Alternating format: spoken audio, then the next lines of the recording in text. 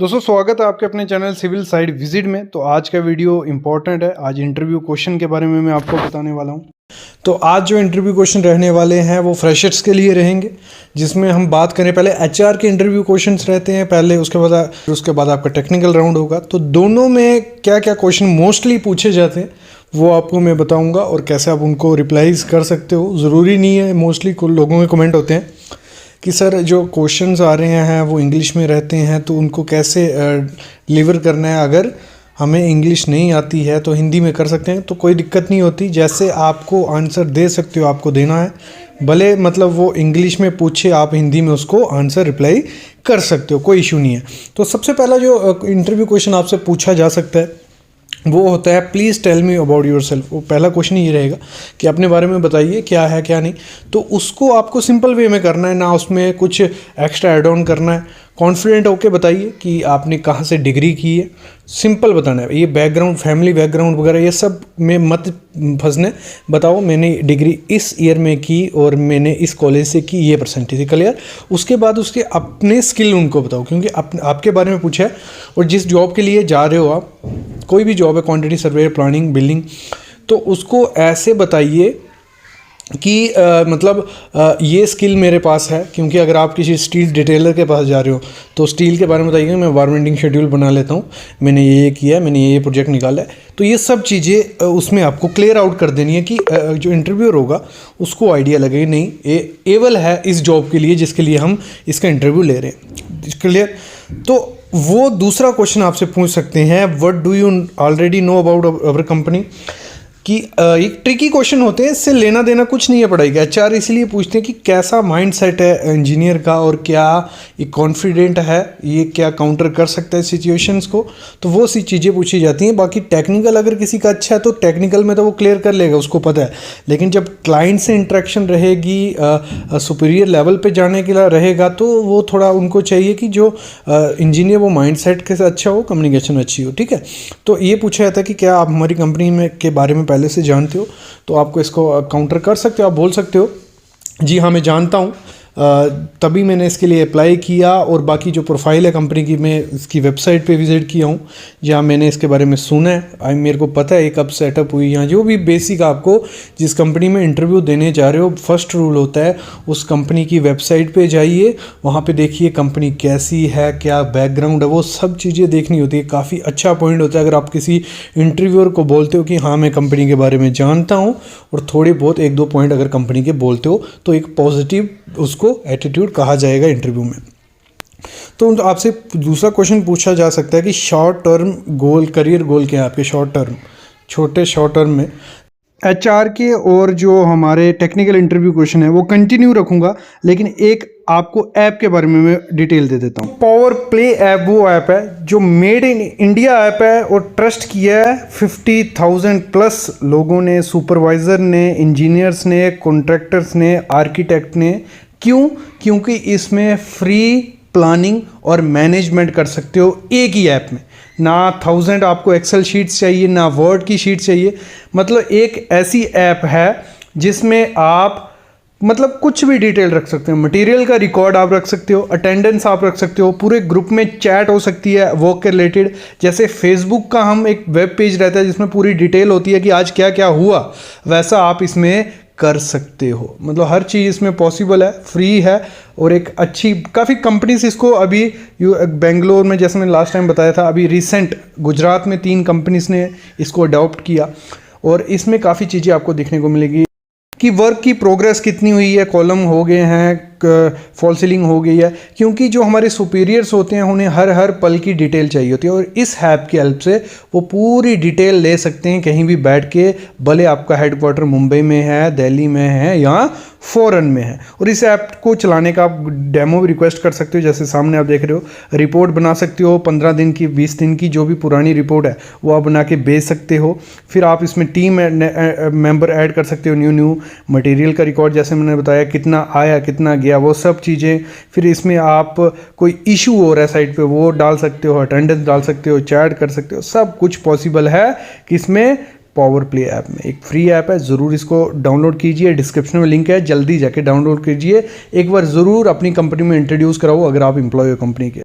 तो आपसे दूसरा क्वेश्चन पूछा जा सकता है कि short term goal, career goal क्या है आपके शॉर्ट टर्म, छोटे शॉर्ट टर्म में मैं कंपनी के लिए वो दे सकूं, मतलब उसमें जितना आउटपुट दे सकूं कंपनी को वो दूं, साथ साथ में जो नई चीज़ें हैं, नई टेक्नोलॉजीज़ हैं वो साथ साथ में सीख सकूं, मेरे को भी हेल्प हो, ग्रोथ मिले करियर में और मेरी कंपनी को भी ग्रोथ मिले। तो आप इस क्वेश्चन को ऐसे काउंटर कर सकते हो।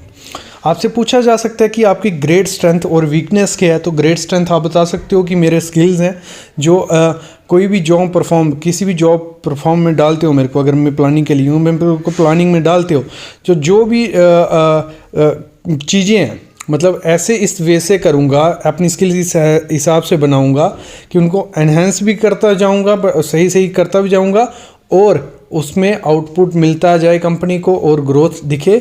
ये मेरी स्ट्रेंथ इसमें अपनी शो, आप इस समय किसी के इंटरव्यू में बैठो, आपको अपनी स्ट्रेंथ क्या शो करनी है? अपनी स्ट्रेंथ तो सिर्फ आपको स्किल दिखानी है कि मेरे पास स्किल है, मेरे पास एटीट्यूड है, कॉन्फिडेंट हूँ मैं अपने काम को लेके, और मैं मतलब कुछ भी अगर सिचुएशंस आती हैं तो उनको काउंटर कर सकूँ, ये मेरी स्ट्रेंथ है।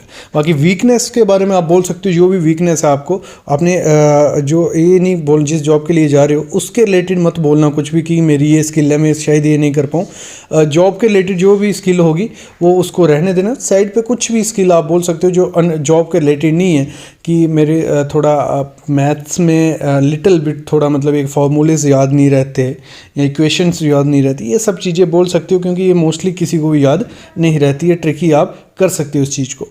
अगला है what draw you to civil engineering, क्या आप कैसे आप मोटिवेट हुए सिविल इंजीनियरिंग बनने के लिए, या सिविल इंजीनियरिंग क्यों ली, कैसे की?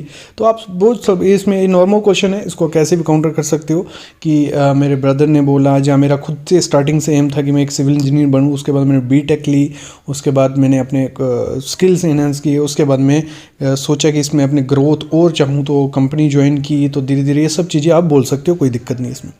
अगला एक ट्रिकी क्वेश्चन रहता है कि सैलरी की एक्सपेक्टेशंस क्या हैं आपकी, आप सैलरी क्या एक्सपेक्ट कर रहे हो हमसे।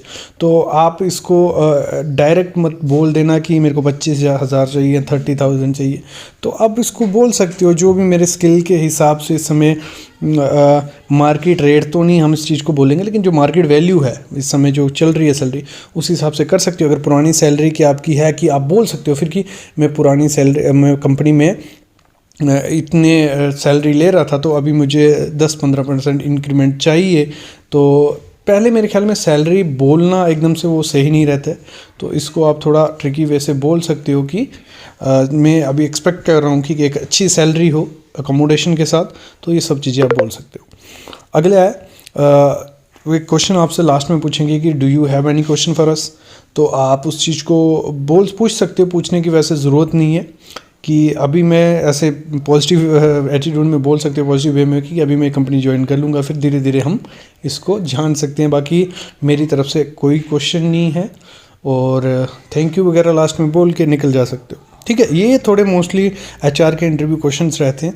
और जो बेसिक टेक्निकल इंटरव्यू क्वेश्चन आपसे पूछे जाते हैं तो मैं कोई 15-16 इंटरव्यू क्वेश्चन बता देता हूँ, जो हर एक इंटरव्यू क्वेश्चन में बेसिक से स्टार्ट होते हैं। एक फ्रेशर के लिए पूछा जाता है कि जो सीमेंट का बैग है 50 kg का, उसका वॉल्यूम कितना होता है। वो एम क्यूब में बोल सकते हो, क्यूबिक फीट में तो बता सकते हो 0.034 एम क्यूब या 1.226 क्यूबिक फीट।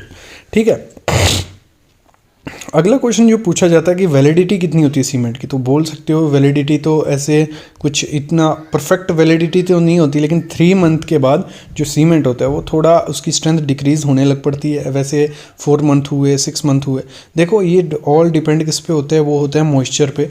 जो गोडाउन्स होते हैं बड़े बड़े सीमेंट के, वहाँ पे एक साल तक 6 महीने से 1 साल तक सीमेंट रखते हैं। उसका मॉइस्चर वैसा मेंटेन किया होता है कि जिस मॉइस्चर में उसका हाइड्रेशन प्रोसेस ना स्टार्ट हो तो वो होता है। लेकिन जब सीमेंट फैक्ट्री से गोडाउन से बाहर आ गए, नॉर्मल दुकान शॉप्स या छोटे मोटे गोडाउन में गया, तो वहाँ पे 3 महीने के बाद उसकी स्ट्रेंथ थोड़ी डिक्रीज़ होने लग पड़ती है। मैक्सिमम वाटर कंजप्शन कितना होता है फर्स्ट क्लास ब्रिक का, वो आप बोल सकते हो 20% ऑफ ड्राई ब्रिक। जितना भी ड्राई ब्रिक का होगा उससे 20% उसमें आया तो वो ठीक है। Minimum dia of spacer bar in beam, minimum spacer bar जो होता है बार्स के बीच का स्पेसर, वो कितना होता है 25 mm होता है। और इसको आप ऐसे बोल सकते हो जो मैक्सिमम आपका एग्रीगेट का साइज़ होगा उस साइज़ का हमें स्पेसर बार यूज़ करना होता है। Maximum length of hook in स्टीरअप, maximum length कितनी, मिनिमम सॉरी, मैक्सिमम तो डिपेंड होती है किसी कहाँ पे वो हुक बन रही है, लेकिन मिनिमम हुक आपको 6D और यहाँ 75 mm से कम नहीं देनी होती है। मतलब आजकल तो प्रोवाइड 10D की जाती है, 9D की जाती है, लेकिन 6D से कम आपको जो हुक की स्टीरअप होती है वो कभी नहीं करवानी है। मिनिमम थिकनेस स्लैब की कितनी रखनी होती है? मिनिमम 125 होती है या 5 इंच बोल लिए, बाकी आप इससे ज़्यादा ही आपको रखनी है। और प्लास्टर की जो सीलिंग में प्लास्टर किया जाता है उसकी आपको थिकनेस कितनी रखनी होती है? 6 mm रखनी होती है। ज़्यादा रखने से वो थोड़ा पड़ी बन के निकल सकता है, तो जितनी कम रख सको उतना कम आपको रखना है, 6 mm उसकी रख सकते हो। इनिशियल और फाइनल सेटिंग टाइम कितना होता है सीमेंट का? तो इनिशियल 30 मिनट होता है और 60 मिनट फाइनल सेटिंग टाइम उसका होता है। और M20 अगर आप कोई पूछे आपसे कि M20 क्या है, तो M होता है मिक्स डिज़ाइन मिक्स और 20 होता है कंप्रेसिव स्ट्रेंथ, जो हम 28 दिन की क्यूरिंग के बाद लाते हैं किसी भी ratio, M1 ratio 1.5 ratio 3, M20 क्या ये रेशियो होता है। तो इसमें आप इस चीज़ को ऐसे बता सकते हो। स्टैंडर्ड साइज क्या होता है ब्रिक का इंडिया में? वो होता है 190 mm by 90 mm by 90 mm। Unit weight क्या होता है RCC और PCC का? यूनिट वेट RCC का होता है 2500 kg पर m3, PCC का 2400 kg पर m3 होता है। थिकनेस आप मोटार बेड फॉर फ्लोरिंग, जो मोटार की बेड डाली जाती है फ्लोरिंग में, उसकी थिकनेस कितनी रखनी होती है? 35 mm उसकी मिनिमम आपको थिकनेस रखनी पड़ती है। ठीक है। अगला क्वेश्चन है कि आपको यूनिट वेट निकालना हो उसका स्टील का, तो कैसे निकालते हैं? वो होता है d² डिवाइड बाई 162, क्लियर। और फीट में निकालना हो d² divide by 533, clear. 1 BHK की क्या फुल फॉर्म होती है? 1 BHK होता है 1 बेडरूम, हॉल और किचन। और मिनिमम ग्रेड कंक्रीट का कौन सा यूज़ किया जाता है हम RCC में? M20, उससे नीचे में PCC हम करते हैं, हम 15, 7.5, 10। कितने टाइप के स्लम टेस्ट होते हैं? टेस्ट तो एक होता है, रिजल्ट उसका क्यों आता है? कितने होते हैं रिजल्ट, कितने टाइप के होते हैं? 3 टाइप के रिजल्ट उसके आते हैं, ट्रू, शेयर, कोलैप्स और ज़ीरो भी जैसे बोला जाता है। और इसकी हेल्प से, स्लम टेस्ट की हेल्प से हम क्या करते हैं? हम वर्कुलिटी चेक करते हैं कि कंक्रीट कितना अच्छा है यूज़ करने के लिए। और जो ट्रू स्लम्प होता है वो यूनिफॉर्म मतलब डिक्रीज जाता है, मतलब एक जैसा ऊपर से लेवल रहेगा जब नीचे, तो वो ट्रू स्लम्प होता है, उसका साइन यही है, चेक किया जाता है जब। और अगर हम बात करें जो हमारा शेयर स्लम्प होता है, उसमें क्या होता है? जो कोइजन मतलब टूटता है वो एक साइड लेयर बनती है, मतलब एक साइड से टूटता है, एक साइड से टूटा होगा एक साइड से ऊपर होगा, वो हमारा मोस्टली शेयर स्लम्प दिखलाता है। कोलैप्स हो गया ज़ीरो, मतलब नीचे गिर गया पूरा, ब्लीडिंग पूरा फैल गया, उसे हम कोलैप्स बोलते हैं। ब्लीडिंग क्या होती है कंक्रीट में? ब्लीडिंग होती है जो एक्सेस वाटर हो जाता है कंक्रीट में, वो ऊपर टॉप सरफेस पे आता है, उसे हम ब्लीडिंग बोलते हैं। तो ये क्वेश्चन थे इंटरव्यू क्वेश्चन, आई होप आपको पसंद आए होंगे। ये आपको हमारे वेबसाइट पे भी मिल जाएंगे जाके, तो वहाँ जाके भी पढ़ सकते हो और काफ़ी हेल्प करेंगे आपके। तो ऐसी वीडियोस मैं लाता रहूँगा, बस आप चैनल को सब्सक्राइब करके रखिए। और प्रैक्टिकल नॉलेज चाहिए तो सिविल साइड विजिट चैनल जो हमारा है वहाँ पे जाके सीख सकते हो। Thank you guys.